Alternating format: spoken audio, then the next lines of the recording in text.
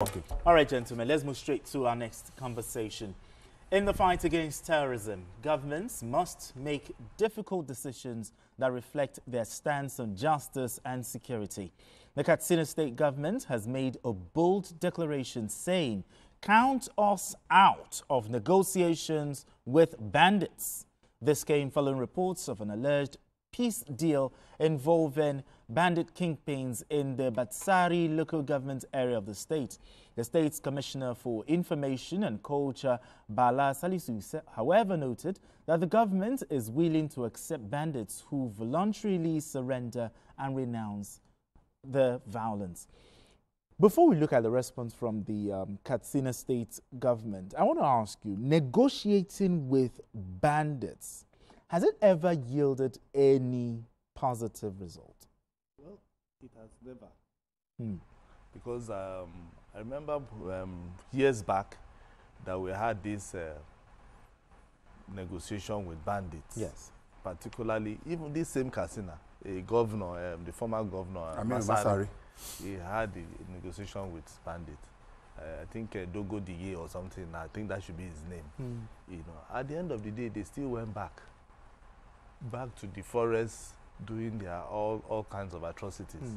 So it has never worked. Sometimes they will tell us that they are dropping their weapons. But do you know what? When they drop their weapons, the fear is that because they work in groups. Yes. That particular group that you have, done your negotiation with, the another group will go back to take its place. We want to take its place. So they, in order for them to defend themselves, they will go back to the forest for them to defend it and get weapons, get these light weapons, and then they will go back. So that is how this thing has never worked. So if, for instance, you are negotiating with one group and leaving the other group, it won't work. So the best thing is don't negotiate with them. If you need to deal with them, deal with them. Because these are people who are kidnapping people. These are people who are killing. These are people who are raping our women. And at the end of the day, you come back, you say you want to negotiate. So if they are renouncing, and you know that you want to make sure that you line all the groups together. If the group is in the south, take it. If it's in the north, make sure that all the groups renounce at the same time. Okay. But if you now do the negotiation group by piecemeal, it will not work because everybody is fighting for survival. That's what I see. So it's always survival of the fittest. Okay. Okay. So if the government, from this one now that I've heard, that the government is, in fact, the Katsina State government is saying that they don't have. They are not interested in it. Okay, that the only thing they want is let them come themselves and surrender. And then from there we'll start to talk about, okay, maybe these ones are serious. But for them to sit down, in fact, they said there was a sit down with some DSS. I saw the. Yes. Why don't you also involve the Katsina State government? Because the governor is the chief security officer of that state. Exactly. But CKN, the Katsina State government denying any negotiation with bandits. Is this the right way to go? That we're not negotiating with bandits? That's what Asuko said. They have tried. I won't say we have tried. They have tried in the past to negotiate with some of these terrorists. We should stop calling them bandits. I'm one of those that say we shouldn't be calling these guys bandits. They are not bandits. They are terrorists. And that is why when you saw yesterday, although we are going to come to him, when the president of United States of America was talking yesterday, he was talking of, you didn't hear him saying, even people that are just crossing the border. He said they are terrorists. You know, when you tag them properly, it is much easier for you to deal with them. Okay. You understand what I mean? This negotiation was started, not even, Nasir El-Rufai, during his days as governor of Katsina State, was one of those that were vehemently in support of negotiation. He came out to say that he was going to negotiate with most of these terrorists, as it were. And he indeed negotiated with them. But after he did that, what happened? Most of the ones that they say they are repentant bandits, I'll use that word bandit again. Most of them that say they are repentant terrorists that got amnesty from the government. They said they've submitted their weapons and most of them got reintegrated into the system. And they got what they want and went back. I went back into the bush. So what I am saying in essence, there is no country, there is no serious country in the world Look, I'm also taking it further. Look at what is happening between Israelis and Hamas. At a point, after Hamas invaded Israel and killed over close to 1,200 for the past 15 months, Israel said there's been constant bombardment. Yeah. In as much as they achieved certain things and they didn't at the bet, they made a statement and they drew the line. So it is just of late that Bandits is leaving and Donald Trump is coming. That some kind of another thing is yes, the issue. Let me land finally. It is what we need is to support our military to do the needful. We need to support our Nigerian army to do. Let me give you a classical example. I just came back from the east.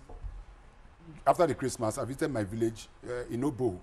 I'm from Imo State. I went to from Imo I went to Abia. From Abia I went to Anambra to Enugu. And there's relative peace in the southeast now compared to what it used to be. I'm telling you for free.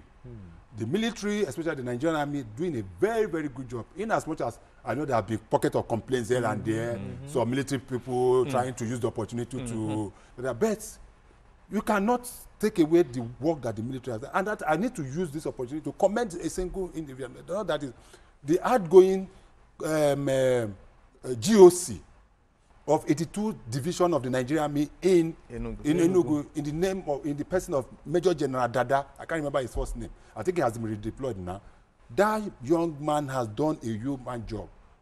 Using the carrot and stick approach, the Southeast is relatively quiet now. And I think we can take this further. I don't know whatever. There are still pockets of stay at home on Mondays, so I'm not saying that they're totally eliminated. But taking that further, I also went to Enugu State. And you see what the governor of Enugu State is doing in terms of security. The guy has set up, is using technology to fight security. They took me around the newly commissioned command center in Enugu. Yeah, really big. I saw really it. Beautiful. I saw it. I don't think some states. I don't even think some states in the United States of America have what some of the things is there. In that place, you can monitor every local real time. And I continue to ask, when you see this Nigerian governor forum, what do they discuss? Because the essence of Nigerian government forum, if there's something you are doing well, I'm supposed to come and go to you and tell me, say, and talk to me. But anyway, gentlemen, is it safe to say that when bandits come out to lay their arms, surrendering, is it a sign that the Nigerian military is doing something, is hitting them right? Yes, it's a sign that they are doing something right, okay? But the thing is, must we believe them? Because we have tried this several times and it has not worked. That's what I'm saying. Several times it has not worked. Which bandit have you seen that has renounced, that you see the person coming out to say, oh, maybe he's doing something as a known bandit? None.